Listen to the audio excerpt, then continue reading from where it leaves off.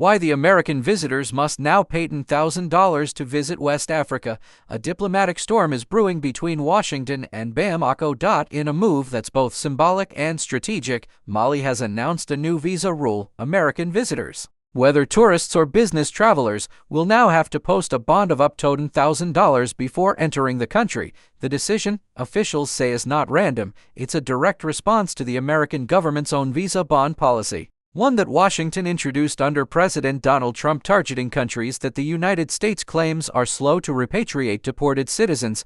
According to the American Embassy in Mali, the American bond system is meant to protect America's borders and national security, but in Bamako, officials see it differently. Mali's Ministry of Foreign Affairs released a sharp statement accusing Washington of acting unilaterally and declaring that Mali will establish an identical visa program in the spirit of reciprocity.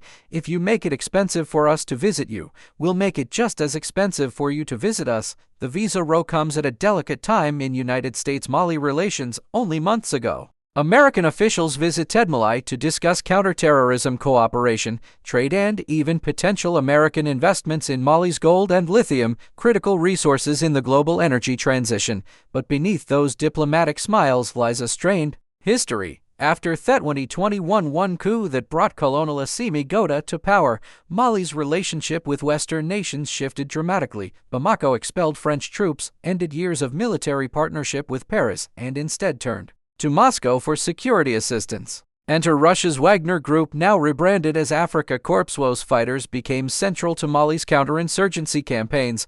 Mali is not standing alone in its defiance of the West. Neighboring Burkina Faso and Niger, both led by military juntas, adopted similar nationalist postures, seeking to redefine their sovereignty and resist Western pressure. Just last week, Burkina Faso's government refused a United States request to accept deported migrants, prompting Washington to suspend visa issuance for Burkinabe citizens. Foreign Minister Karamoko Jean-Marie Traoré called the U.S. stance blackmail, claiming it came after he rejected America's proposal to host migrants from other countries. Analysts say this new tit-for-tat visa policy is more than just paperwork. It's a reflection of Africa's diplomatic confidence.